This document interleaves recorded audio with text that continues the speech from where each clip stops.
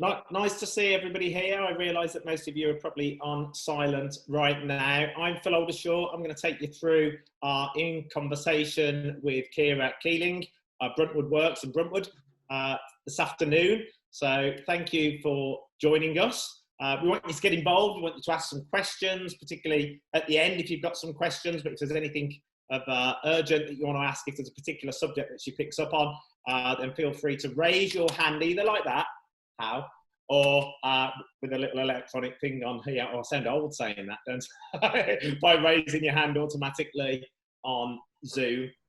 But I think the best thing is just to get us started before we go on to Ciara, so Ciara knows who's here, and I know everybody that's here, is we do a 60-second intro. Obviously, we've got Abby here from Downtown in Business, who is hosting the In Conversation with, and Abby's going to also hold the 60-second clock.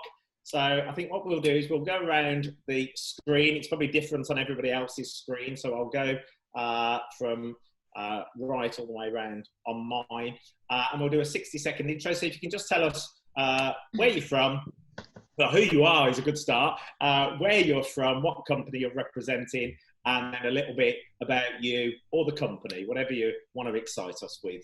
And we're going to start with Alex. Hello, Alex. Do I turn Alex off, or do you, Abby? Should be able to. There we go. Hello, Alex. How you doing? Hi, Phil. I'm good, thanks, buddy. You?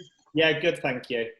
So I just popped away there for a second. So, intro, Alex Tross. I'm Director and Head of Office Advisory Team at Real Estate Consultancy, Lambswood based in Birmingham.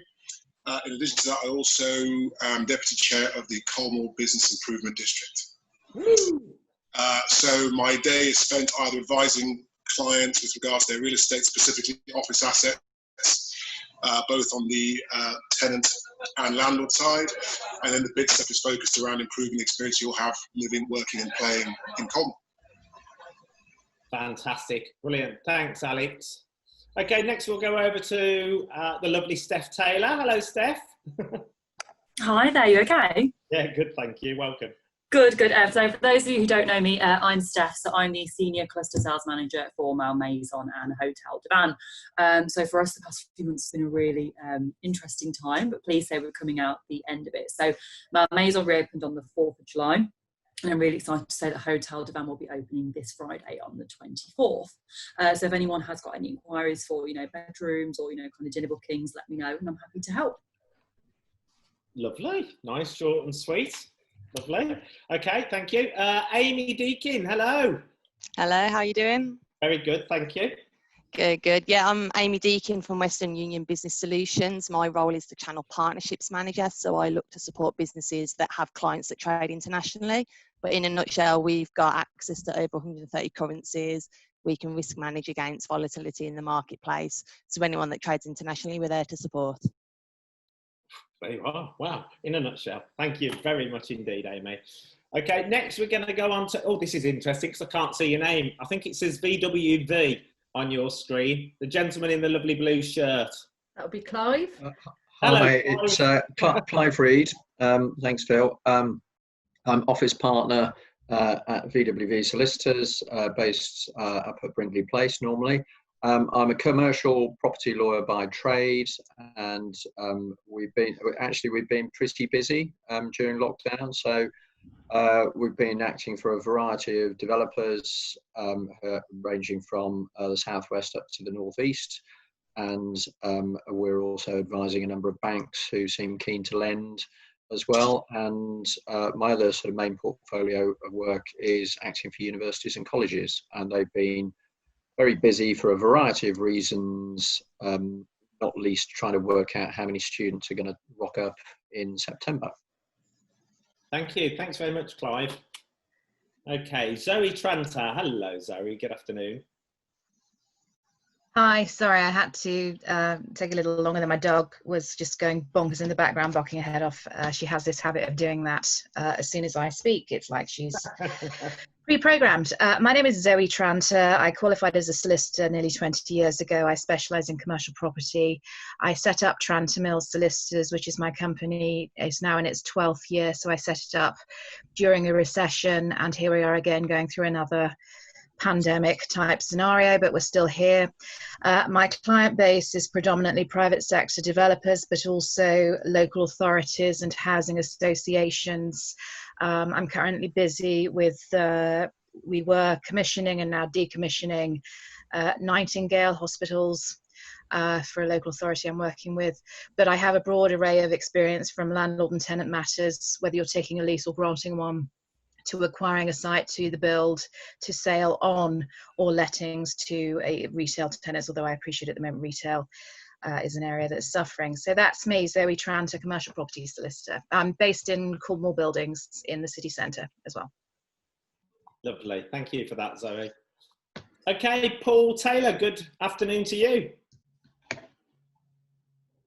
Oh, Paul, you're Just on need mute. to turn your microphone off, on, Paul. Paul, we can't hear you. There you are. There we go. There. There we are. Get there at last. Okay.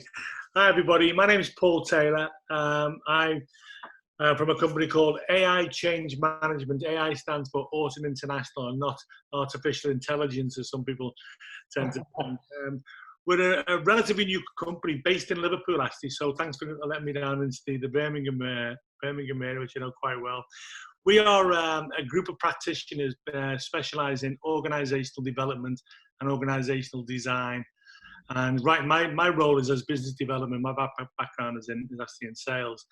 I'm interested today really to hear what Ciara's got to say, because we're having a number of conversations with people about this return to the office, etc. So that's a real focus for people there these days, and how they build the return or not to the office into the strategy. So I'm keen to hear what Ciara's got to say about that today, because we're sitting having conversations with people about how they're going to recover, you know, about what their purpose is going forward and what kind of a thriving community they're going to create, and the office is going to be central to that. So I'm really keen to hear what Ciara's got to say. I did read an article by, I think it's Chris Oglesby, your group CEO, Ciara. A very interesting article there about, starts off with the bleakness of the thought that's going on at the moment about the office being dead, etc. So I'll stop right there. I'm just really interested to hear what you've got. Perfect timing, Paul. Perfect timing. Thank you very much. Right, I'm going to go over to the gentleman. PB07. What is PB07? And who are you? Hi, afternoon. Phil Birchall. I'm a partner in Pinson Masons, international law firm based in Manchester. Specialise in development and regen projects in particular, acting both for the public sector and the private sector side. It's obviously, I think, as people have said, been a very interesting last 3-4 months. Very busy as everyone's adapted to remote working. We've got offices throughout the UK and also internationally as well. So obviously seeing different stages of the pandemic and different stages of people returning to work, and just seeing how that's all developing at the moment. Lovely. Thank you very much indeed, with time to spare as well. Okay, we'll go on to Chris Chadwick next. Welcome, Chris. Hi, everyone. So I run the Binary Box. So we're an interior branding agency. So we specialise in transforming workspaces with there's that huge printed graphics, like you can see behind me over here, and signage. And we've recently been working with a lot of our clients to sort of help them get back into the workspace, or whether it's retail environments as well. So I just thought this was really interesting. So yeah, we're over here in Manchester at the moment. So welcome everyone that's Birmingham based. Yeah, we should have got a heads up where everybody's from around the country, shouldn't we? That's Manchester. Hi, Manchester. Okay, thank you very much for that, Chris. Okay, we'll go over to Matt Hall. Afternoon, Matt. Good afternoon, everyone. Afternoon, Paul. So my name's Matt Hall. I'm the Regional Director for Interface, one of the world's most sustainable modular flooring companies. We actually invented the concept of the carpet tile back in the 1940s, and we've been systematically developing design ever since. The direction of our company actually took a massive twist in 1994 when a client asked our CEO and founder, "What do you do about the environment?" And back in 1994, you can imagine his expression on his face, quite dull and not with anything much to say. But it actually hit Ray quite hard, and he quickly set a task force together of environmentalists and set Interface Interface on an environmental vision. That was to have no negative impact on the environment by the year 2020. And last year, we announced to the world that we are the first and only manufacturer to have carbon neutral products in carpet tiles, LVT, and rubber flooring. First for the industry, which is great. We've just opened a brand new showroom in the Cornwall building in Birmingham. So if anyone wants to come and have a look, please get in touch. I was having deja vu then. I remember. I think I spoke to you in that Cornwall building when we were talking. You did, Phil. Tiles, yeah. Thank you for that, Matt. Hello, Tom Bauer. Good morning to you. Good afternoon to you. I keep thinking it's morning. Good afternoon. Yep, hi, I'm Tom Barrow. I'm the Head of Marketing and Comms for Barrows and Forrester Property Group. So we're a local estate and letting agent in Birmingham, Lichfield and surrounding areas. We're also Stripe Homes as well. So we do property development up in the northeast of England. And we're just on site a few weeks back now for our first development, which is a £13 million student scheme. Work very closely with Clive at VWV. And we also run Birmingham Property News as well. So it's a white label website where we share all news and content that we create in-house ourselves to help anyone from first-time buyers to seasoned investors navigate the property market. Fantastic. Thank you very much. And then from that beautiful palmed beach, it's Rob Day. Welcome, Rob. Oh, not Palm Beach, though. That'd be nice, wouldn't it? Hi, everybody. Yeah, I'm here on the beach at Ashby de la Zouch, just north of Birmingham. I'm actually here with our Client Services Director, Mike McKeons, but on the basis of social distancing, if I cut out my, where's my cursor gone? I'm wasting time here describing what I'm going to do. But so my name's Rob Day, Blueprint Interiors. I'm chairman and founder of the company based here in Ashby. We're workplace consultants and design and fit out specialists. So we design commercial interiors. We just finished a job in centre of town at Cornwall Row for a company called Power Shop, part of N-Power now, in fact. So that's been a really nice job. We've done Co-Stars building in town as well. Basically, we are on a drive to create workspaces and built environment for organisations that recognise people are their central and most important resource. So we'll talk about that later. Fantastic, wonderful. Thanks very much, Rob. Abby, might as well. Go on. Hello everyone. I'm sure you all know me, but I'm Abby Goldie, National Director of Business Support at Downtown in Business. So working with all our regions now, but if you can't tell by the accent, I'm based in Birmingham. And then just before we go on to the main lady in conversation herself, I'm Phil Oldershaw. I'm a presenter. I do awards and dinners, live events like this online, which seems to be the in thing at the moment for obvious reasons. I'm also a hospitality consultant with 30 years background in developing businesses within that area, either for PLCs or independents. And I've had a couple of my own independents, which are now sold as well. But currently really fighting with the whole issue of hospitality that's been in lockdown and entertainment and everything else connected. There we are, that gives you a bit of an insight. That's me. Right, okay, so now we're going to go over to the lovely Ciara Keeling from Bruntwood and Bruntwood Works. Welcome, Ciara. We're all here to have a good chat with you today and hear about your journey so far. So I've got some questions for you. As I said prior to everybody, if you've got any questions, please make a note. If it's anything in particular at that point, then raise your hand. If not, then we'll come to some questions at the end as well. But I guess the thing is, Ciara, that the fact that Bruntwood is huge, it's got a £1 billion portfolio now. I was reading that 2,500 clients, customers, 61 buildings spread around Manchester, Leeds, Liverpool, Cheshire, Birmingham, and I'm sure that's expanding further. Can you give us some insights and background, and also a big welcome to you from Bruntwood? Sure. Thanks, everybody. It's really nice to virtually meet everybody. What I'm going to do is explain a little bit about Bruntwood and then almost how it's evolved over the last 18 months, because we've gone through some quite big changes. So basically, Bruntwood Group, I've worked for 15 years. So started as a young graduate, and the business is a family-owned business. It started over 43 years ago. So the Bruntwood story has been one of quite continuous expansion and change, and throughout our history, I guess, our core purpose as Bruntwood Group has always been about creating thriving cities. It hasn't changed. It's been the same from the very beginning. And our founding father was a gentleman called Michael Oglesby, who passed the business down to our group CEO, Chris Oglesby, back potentially about 15, 20 years ago now.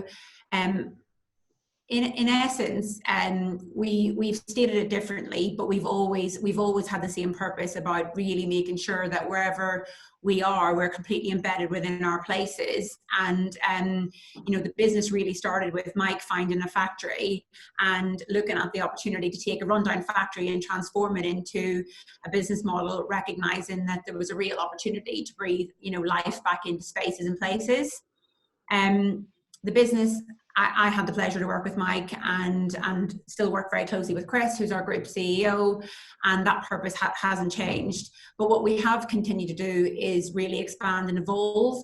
And in 2018, what we decided to do was create two very focused business units. So I'm CEO of Bruntwood Works, and we equally have another part of the business called Bruntwood SciTech. It's all the same company, but we're very focused on specialisms and sectors to ensure that we are really strong market leaders in creating the right ecosystems for our customer base. So to explain that in a little bit more detail, Bruntwood SciTech is a partnership that we entered into with L&G, and that was really focused on creating innovation districts such as Circle Square in Manchester, Alderley Park, which is the old AstraZeneca site in Cheshire, and Innovation Birmingham. So a real focus on sort of science and quite strong advanced tech. Bruntwood Works, of which I am the CEO of, is the workspace, retail and leisure part of the business. And our compelling goal is to create places and spaces for work and lifestyle to thrive. So we really focus on that kind of blending of work and lifestyle to provide flexible workspaces and places with, giving our customers access to a range of retail, leisure and wellness facilities. So hopefully that explains a little bit around the kind of wider Bruntwood Group and then the two very focused business units. I sit on Bruntwood board, so I have the ability and visibility to look across both of the divisions, and we work together as a real seamless set of business units, because our core focus obviously is around creating thriving cities, but having that sort of specialism and really understanding our slightly different customer and target base has been quite important for us as a business. And it's been quite an evolving proposition for us over the last 18 months. So it's been quite an exciting time for us as a business. Yeah, it's a great thing. So obviously there's been a lot of companies now coming into the marketplace around, WeWork and different companies like that. How is your business model keeping you ahead of what other companies are doing and being able to expand the portfolio? Sure. I mean, our approach has always been that we are really, really embedded within the places that we operate. So we have on the ground regional teams based in all of our cities. So I'm currently in Manchester at the moment. We have, as you know, ownership in Birmingham, Leeds, Liverpool, Manchester region, and Cheshire. So we have teams on the ground in all of those places. So we are in our places, and our goal is to really understand our markets, understand our customers, and invest within our spaces and places. So we don't just go in there to let space. We're about creating place, working with our partners, civic leaders, and the likes, cultural organisations, to really make sure that we are driving change in both the spaces and places that we operate. So we have, I think, quite a compelling goal and purpose that's a little bit different, and we give back quite a lot. We're quite thoughtful about some of the organizations that we work with and partner with, and how we basically support the communities in the places that we operate. So I think we have quite a strong advantage. And I will come on to some of the other things that we do to support our customers and their change in habits and needs. Lovely. Okay, look, we'll come back to some of those then. But I guess the question that I want to ask, and I'm sure everybody else, is the accent gives it away. West of Ireland, born in Enniskillen, and now the CEO of Bruntwood Works. You know, you're a surveyor. Can you tell us the journey from starting from very young when you got into property to where you are right now? Yeah, sure. So as you say, born in Enniskillen, very small town on the west coast of Ireland. To be honest, my career options presented to me at school were very limited. It was, you know, really, you'd be a teacher, nurse, doctor, solicitor, the usual really. But I was really lucky to be the youngest of 9. So I have 8 siblings. And I actually had a number of siblings that all had really diverse and interesting careers. So I've got a brother in politics, a sister that works in social care, but I had a brother who works in property. So he heads up property for McDonald's, the food chain, and he absolutely loved it. He used to talk consistently about it and really encouraged me to think about a career in property, which was, you know, extremely unusual to do back then. So I guess I followed him in his footsteps and really never looked back.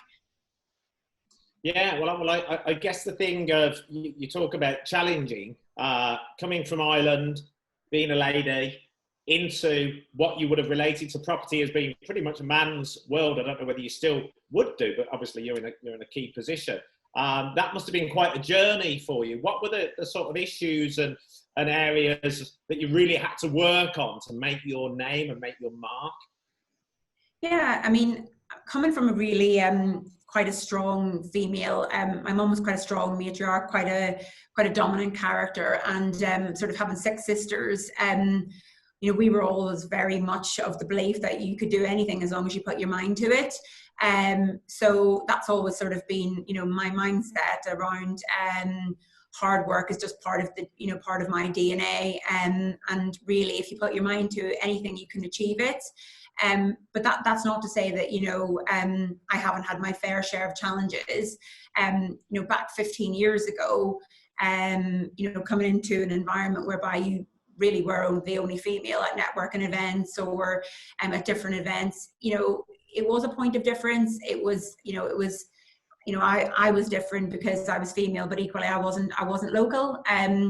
But what I tried to do is be absolutely adamant that wouldn't hold me back. And actually, if anything, I wanted to drive forward and just, really be a strong role model to show that it can, that it can absolutely be, to be done. And I think working for a company like Bruntwood, whereby we really support inclusivity and diversity. We always have, and we always had a number of female surveyors, which was quite unusual back then. It really helped me. But I do recognise that that's not necessarily how others have felt. And my external experience outside the workplace was quite different to the support that I had within the workplace, which is why I'm still here 15 years later, because I have been supported on every, on every part of my journey. So before you joined Bruntwood, yeah, how many places were you at beforehand before you then took the move into Bruntwood?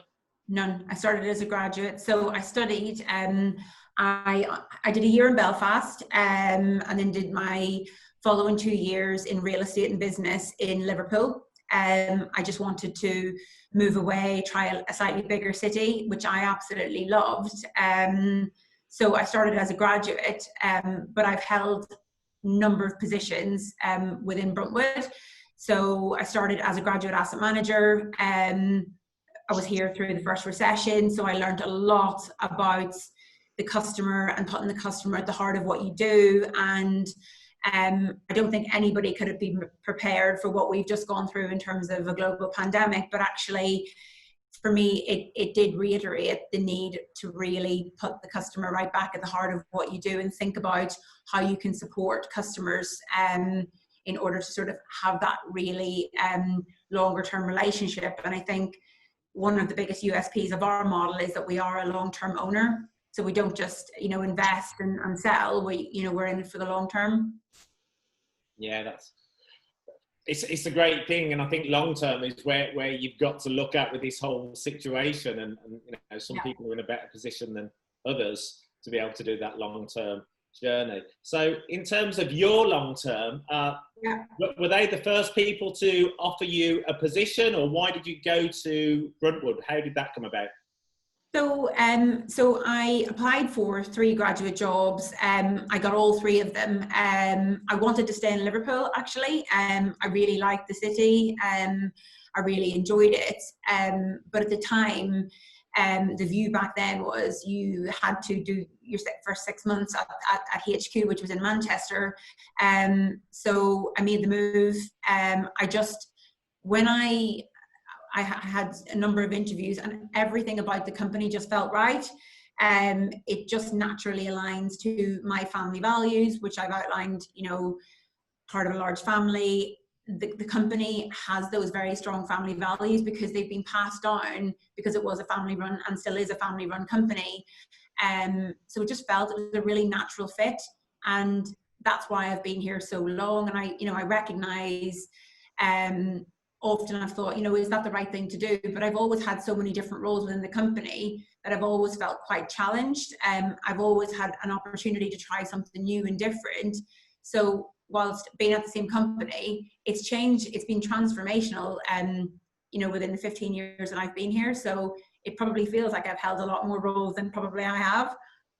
I was going to ask, what has been the growth within that 15-year period, not only your own position within, but actually in terms of the scalability of the company? What growth have you seen in there?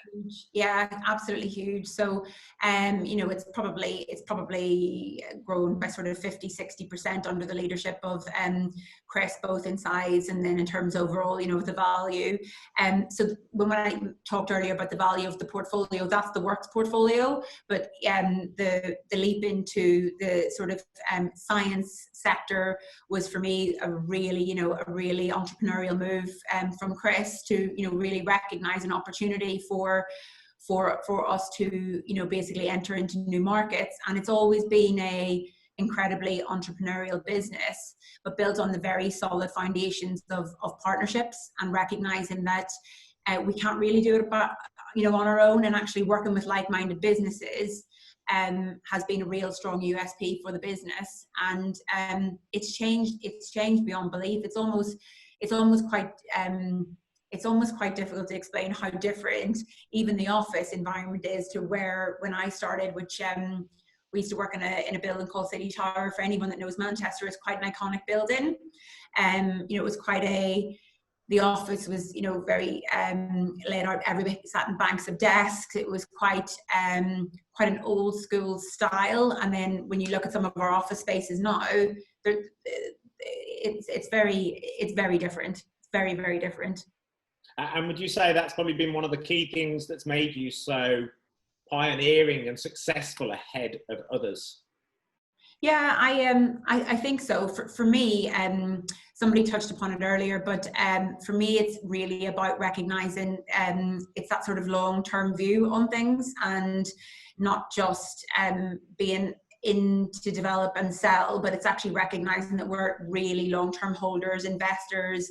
We invest in the cities, and equally, being quite close with our customers, we can always be better, and we are trying to be better. And, it's one of the things for me that I really want us to work on and become even more customer centric than we've ever been. But I think, even sort of 12, 15 years ago, we don't call customers tenants like our competitors. They've always been customers. And even, maybe back sort of 15 years ago, it was a joke in the marketplace with our agents that, you refer to them as customers, when everybody else still refers to a lot of them as tenants, because we see it as that sort of longer term partnership. But I think recognizing, the changing needs of businesses, speaking with our customers, But sometimes looking outside the industry, that to me is where I found probably most of our inspiration, especially around some of our schemes that I'll talk about later, is actually not looking within property, but looking outside property, looking at retail, looking at hospitality, and almost seeing the blending of those spaces coming together creates a really special place. And then if you create that special place, people probably want to work there rather than start with the office and then think about everything else later. For me, it's just a slightly different, just looking at it with a slightly different lens. It's really interesting, actually, because if I relate back, and I'm sure many here, relate back to office space over the years, over the decades. Gosh, the last time I was properly working in an office was 25, 30 years ago. And they're nothing like what office spaces that you get now. So it's incredible to see, and I can see, why something like that is working and achieving so well. So talking of achievements, what would you say have been your 3 key achievements whilst at Bruntwood? And I know that's sort of putting you on the spot, but obviously, I don't know, have you picked up any awards and things for what you've done? Interesting to know.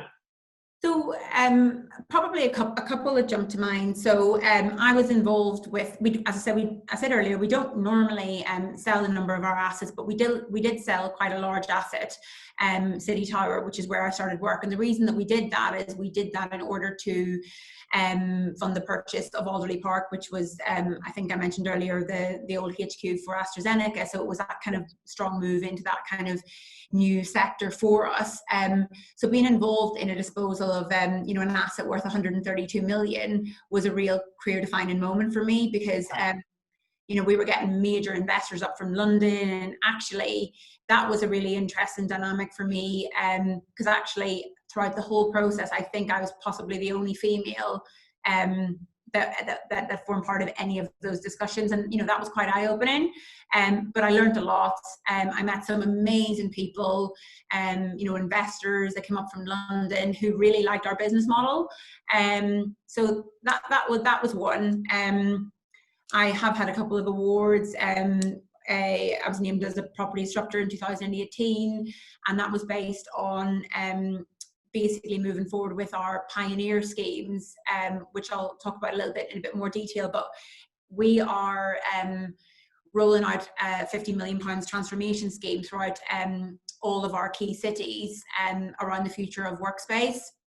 It's based on sort of 6 key pillars around technology, art, retail, hospitality, blending all of those spaces together, and really, really looking at what that workspace should look like, and recognizing that it's the blending of workspace and lifestyle and how we translate that into customers' needs.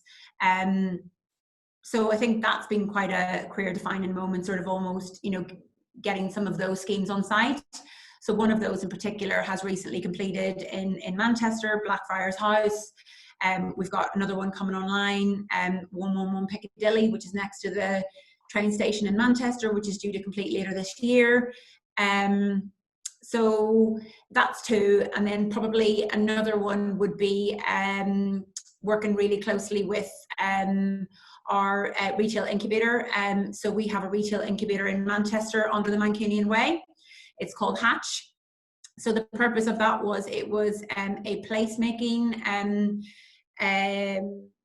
plan for one of our developments called Circle Square, and we decided to basically trial a retail incubator for like fledgling new retail businesses that wouldn't be able to afford premises, and then work really closely with them, offering them business support to encourage them to try new ideas, but recognize that some will fail, and those that didn't fail perhaps would then, go on to grow and take space with us, elsewhere within the portfolio. So they're probably the top 3 that jump to mind.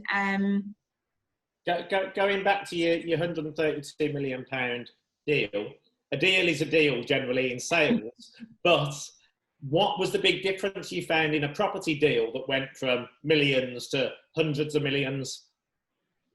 Is there a big change to the meetings, the setup?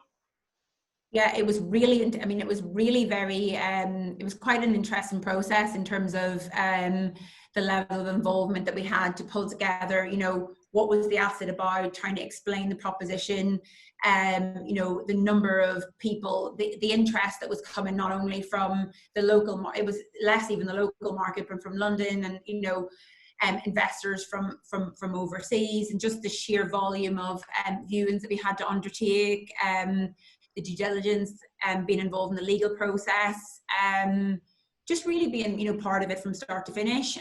It was just a really huge learning experience, and for me, if anything, it was just getting to meet some really phenomenal people, you know, coming from all parts of the country. It was just, yeah, it was just a really, really interesting project to be involved with. Lovely. So now look, you're CEO of Bruntwood Works. Mm-hmm. So you've worked hard, you've made your name. How do you find you get the best results from leading your team, the people that are bought into you? How do you like to work and communicate and get the best results from them? So I'm a really people focused person. I love to be around my team. That's why, you know, I really do believe in the future of the office, because the biggest thing that I've missed when we were working from home is those chance conversations, though, the ability to interact with people, to see the team, to get in a room and problem solve. Because I recognize you can do a lot from home. No one's saying that you can't, but almost, you know, coming together and creating that culture is what I love. I'm energized by my team, and I love the fact that, you know, they challenge me. I like it to be a two-way relationship whereby I can be challenged, and they, you know, they think differently, and I encourage them to think differently. And I think a lot of that comes from recognizing that you do need that kind of very diverse team. You know, you want different mindsets around that table. You want different ideas, because that's when the really interesting stuff happens. When you have the same people thinking the same way, you don't get as much really exciting and interesting content. And I think that, to me, is what I love about the team, is that it's quite an interesting and diverse team in terms of age, you know, background, makeup, you know, you name it. And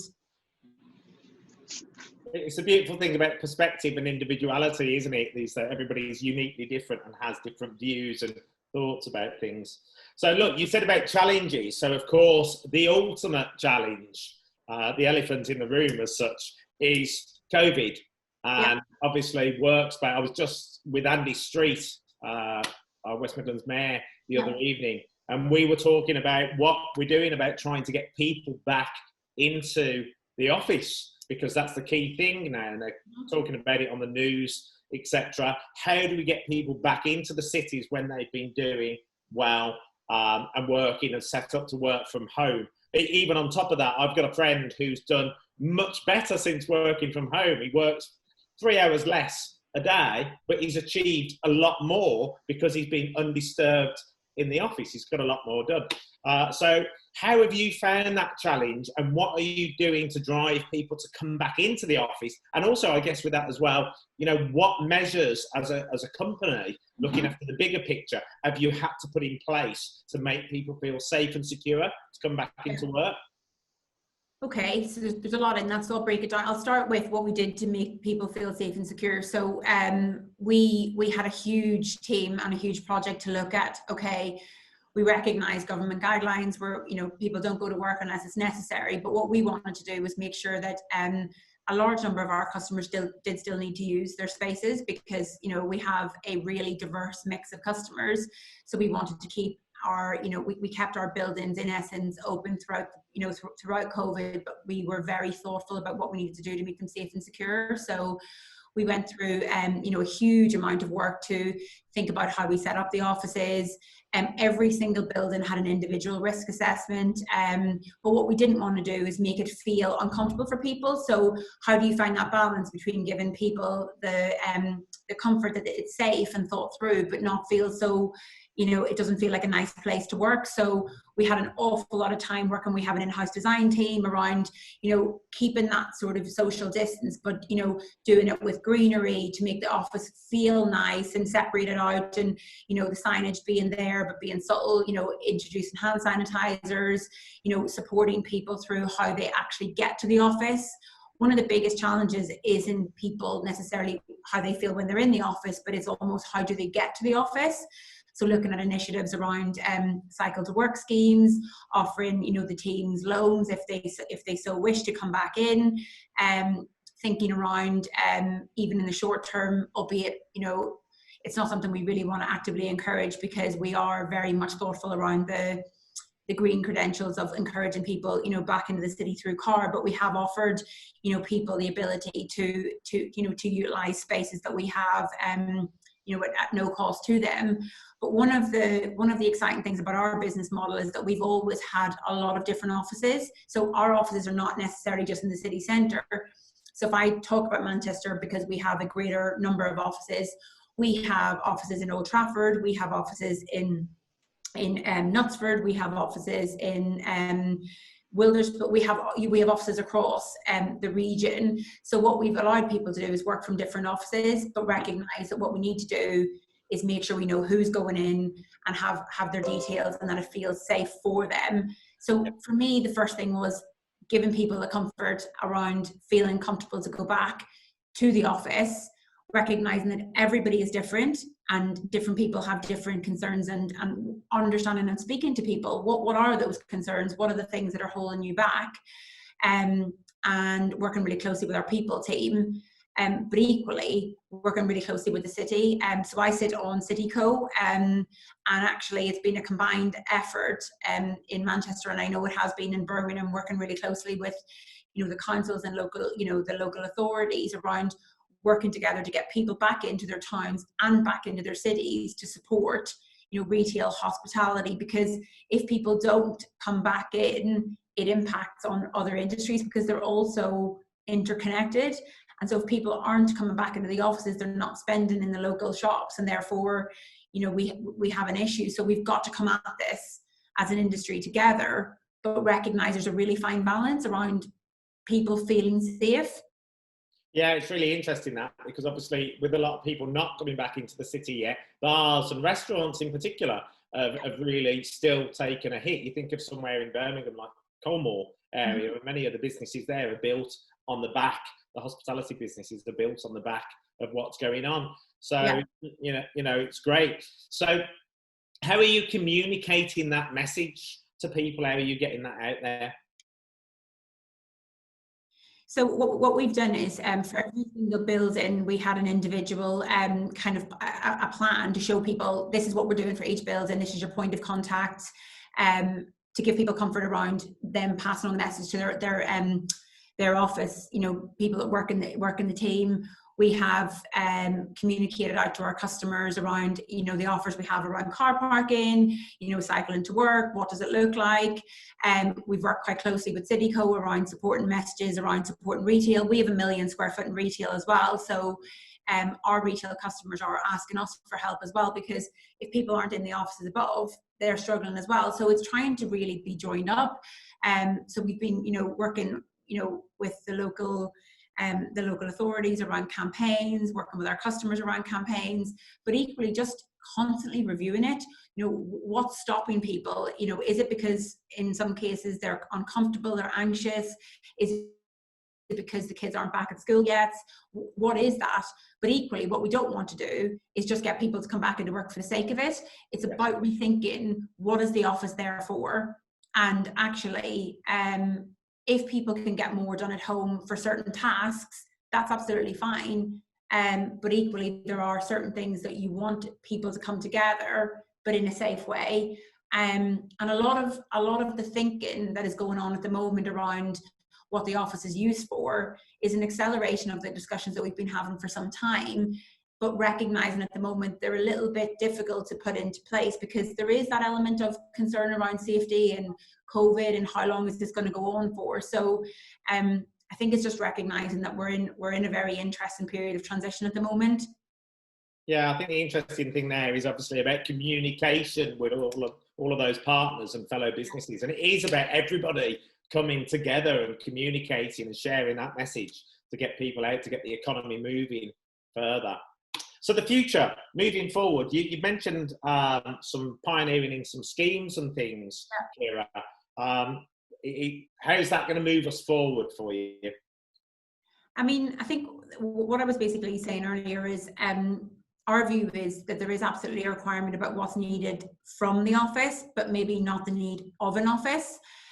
So this is where it all plays into me around the design and what we might use them for, and how do we design our spaces in need of what we think the office will be utilised for going forward. So we work quite closely with our design team and our customers, and what we found is that a lot of businesses are just rethinking about what they, what are they using the office for, and fundamentally a lot of the information we're getting back is that it's, again, recognizing where we're at in the cycle around COVID, but it's mainly for collaboration, spaces for people to meet and connect, going through work, going through your emails, doing that report. We know that can be done at home. We recognize that. So almost having the optionality for people to potentially use spaces in a different way. So one of the initiatives we're looking at the moment is what we're calling our hub and spoke model. So sometimes people will need to come to the city for different things, but again, they may take smaller spaces with us in some of our more regional offices, because people might cycle to those offices,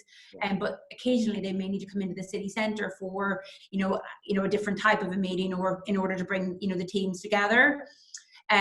We believe fundamentally, if we can just fast forward past COVID, that people in the main are quite social animals, and therefore do want to come together, and human connection is such a key part of what we are, and therefore as such I don't think it can be underestimated. So I think the office will change, retail will change, and it was changing anyway, and this has accelerated it. But actually what we need to do now is think a little bit more strategically about that, and position the new offices and retail, and think about those with the fact that people will come back to the office with a fresh set of eyes if they come back, and they may come back for a shorter period of time.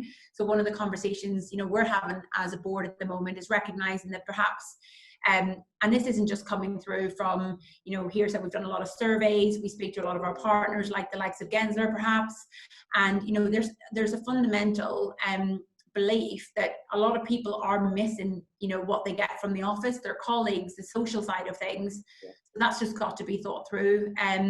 But what we are doing is looking at our buildings, thinking about how do we give people the comfort around the spaces that they're in. We're installing technology so people can understand the CO2, what is the CO2 reading of the offices, what's the healthy office of the future look like. So we've got a lot of well accredited buildings that are in design, technology that will help support human interaction but never replace it.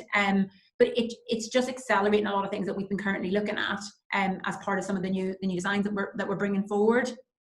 I agree, and I think it's exciting when you look at the office moving forward. I think you're right. You've got to have that space for people to share ideas, have it as a creative area, and that interaction. But I agree. I think it will definitely be changing with how people interact and how often they interact with the office, which is why, in my eyes, I actually like what you do as a company, because being able to create that brand new space that's exciting to go into, it makes it quite a joy to go in and share those moments with people where you can get stuck into a project and then go off and do what you need to do. I think go on. What I was going to say, I think for us as well, what we've tried to do is not make an office just an office. So in the building I'm currently in at the moment, we have an operator going in that will, it's open to the public, but in essence, it changes from daytime to nighttime. So people can come in, go downstairs, use spaces for different things. We have gyms within our buildings. We have, people can do a lot within their space, within their working day. We have yoga studios, we're installing sleep pods. We're looking at, different ways to allow people to come in and for the office to actually be an experience. And not necessarily just come in, get into a lift, go up to your floor, but actually it's just going to be a different experience, and we just need to move a little bit faster on some of those. And people will take less space likely, but they might just take it. They might just think about they would like probably a better space, but maybe perhaps take less space. But for me, one thing I would end on is that the office, for us in particular, is a leveler for a lot of people.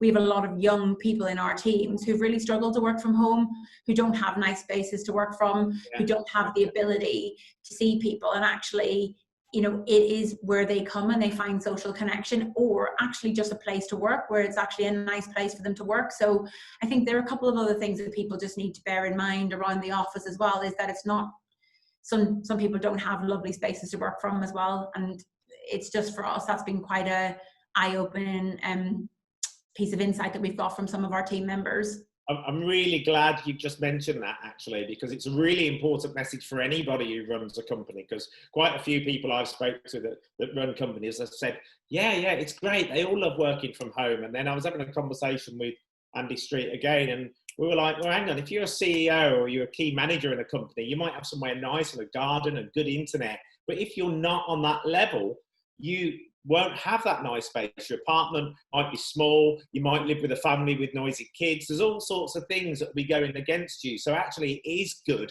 Or you might have a partner that you just want to escape from. So it is good to be able to get into the workplace, to be able to focus and concentrate. And I think people have to remember the importance, the value that that people contact and that space has as well for people. Yeah. Right. Okay. Amazing. I'm sure we're going to have some questions. I can see lots of interesting faces with questions on their lips already, looking around the screen. So who's got some questions for Ciara? Put your hand up in digitally or physically. Okay, we'll go over to Clive first, please. Clive. And then we have Chris and Bob. Ciara, you mentioned about your customers and their sort of potential changing needs and requirements. I wondered if it might be too early yet, but in terms of the sort of long-term occupation of space, you're clearly in it for the long term. I just wondered how your customers are feeling. Are you getting any feedback as to whether they're looking at maybe saying, well, we don't need this amount of space, so we're looking at, can we have break clauses? Can we do deals to sort of, take less space? I just wondered if, in terms of a sort of market sentiment, to the extent that you can at this stage, share with us any thoughts on that. Yeah, actually, we throughout this, because we've had so many conversations with all of our customers about their business, how are they managing in terms of just the ability to pay rent. We've had some really good conversations about that, and actually.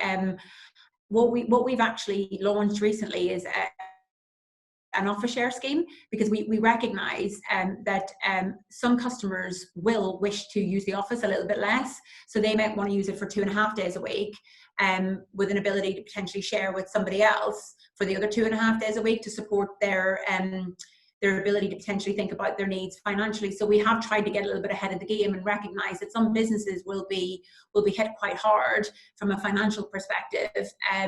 Obviously, that needs considering in terms of safety and cleaning and all of those things. That all has been considered and thought through. But office share is something we have considered. We looked at it the last time throughout the recession, but we didn't launch it in such a formal way. But because we're in it for the long term, we need to work with customers, because they may need less space initially and then they may grow again, because ultimately businesses will suffer on the back of this. There is no doubt about that. So we've got to be flexible. The other thing we have picked up is that some companies definitely want to go with this, what we're calling core and flex model, have a slightly smaller operation in the city centre, but take some other regional hubs with us. We've seen that come through. And then equally, we've had a lot of customers who've absolutely committed to the city centre and have moved forward and renewed. Where we've seen a slowdown is being maybe the new business. With our existing customers, we've had a lot of traction. And I think because they've worked with us for a long time, they have, and we have continued to do a lot of renewal deals, because I guess customers have that flexibility built in. So what we've got to keep doing is evolving our proposition as we continue to work with customers and understand their needs and requirements, and have a spectrum of products that work for different customers and different sectors. Because equally, there's still a lot of customers that are very much committed to the city and are moving forward in that direction. So does that answer the question? Yes, it does. Thank you. Yeah, that was very clear and actually very. I think that's typical of my understanding and experience of Bruntwood as a business. I think you're very attuned to your customers and occupiers. Which I think is all to your credit. Thanks, Clive. Chris. Hello, Chris. Did you have a question? Oh, me? Yeah. So yeah, do you think that this will fast track more people sort of hot desking then, and not having, so they might work in various different spaces? So, I mean, what I think is, we haven't seen a slowdown. People want flexibility. There's no doubt about that. Hot desking, I think, will change a little bit from the basis of the moment. People are a little bit uncomfortable about sharing desks for obvious reasons.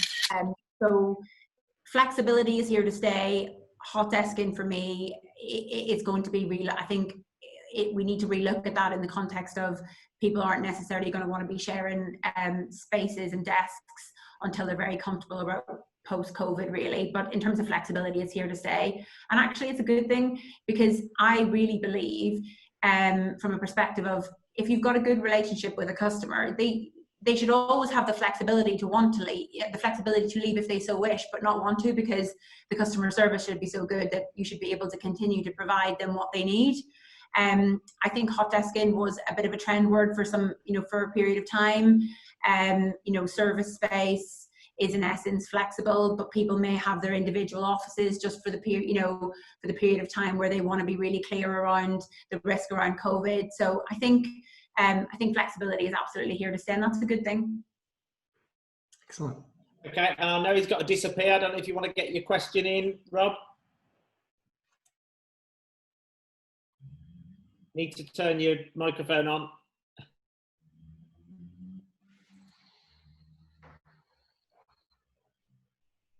Can you, Rob? Yeah. Oh, you turned yourself on. There you are. My cursor's disappeared on the screen, but thank you. Hi, Rob. Yeah. You had a question, did you, Rob?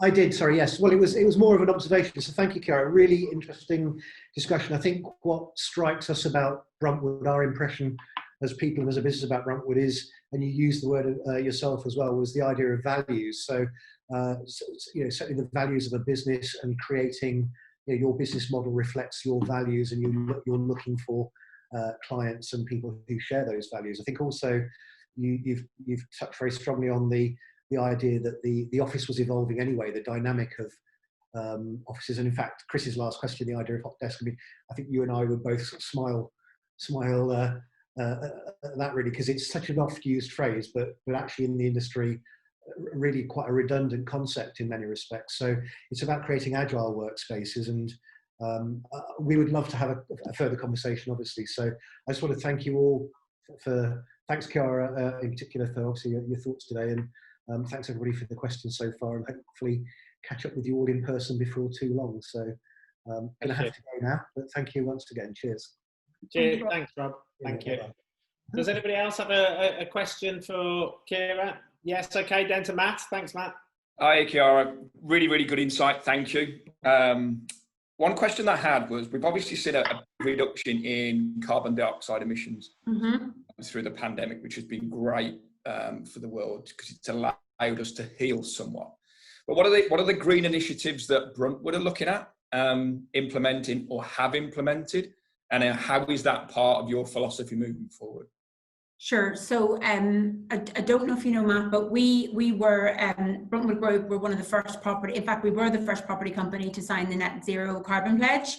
So we have a huge number of initiatives that we're working on at the moment, right down from a very operational level to basically building our first net zero carbon building at Didsbury Technology Park. But for us, we're working on huge amounts of opportunities to really do that. We're working with a lot of partners around what does that mean and how do we take it even further. So, you know, we have a team completely, you know, bespoke and there to do this. And for us, it's not just about what we're building, but it's around how do we get our customers engaged in it as well. So when we're looking at our model for Disby Technology Park in Manchester, what we are looking at equally is the operational model that follows that, in almost how do we get our customers to buy in to doing the right thing, because actually there's a benefit for them to do that. So it's in concept stage at the moment.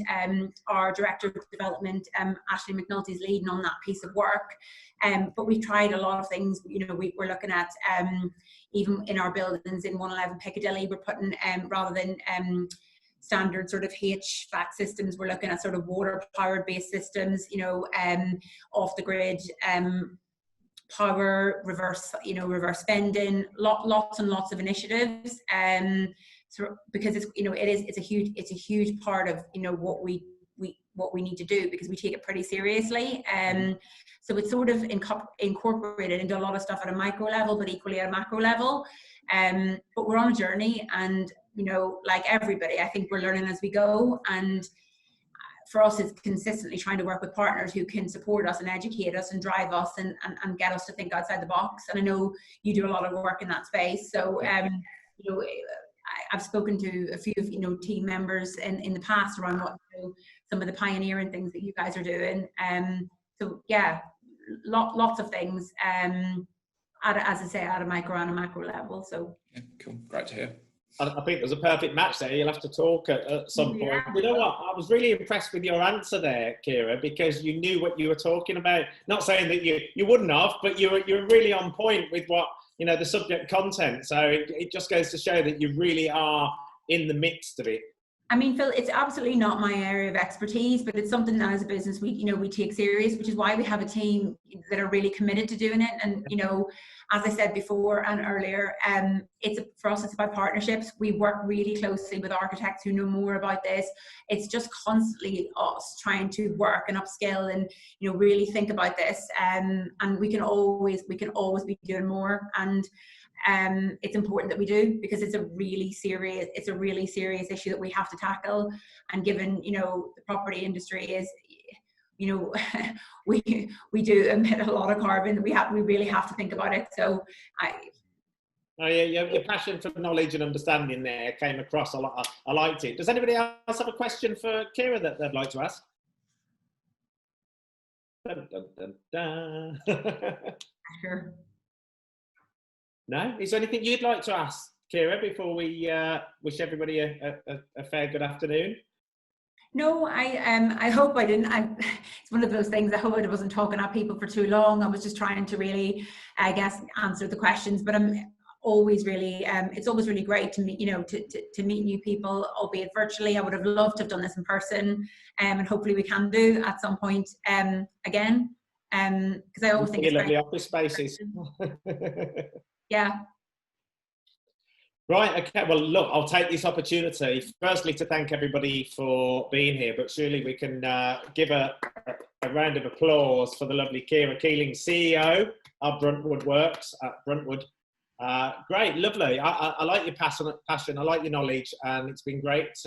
I've learned something today, which is always good. Thank you to Downtown in Business and the lovely Abby for hosting again, and thank you to each and every one of you for getting involved with the questions as well. Thanks, Chris, Matt, Clive, and who was it? Oh, Rob is gone, hasn't he?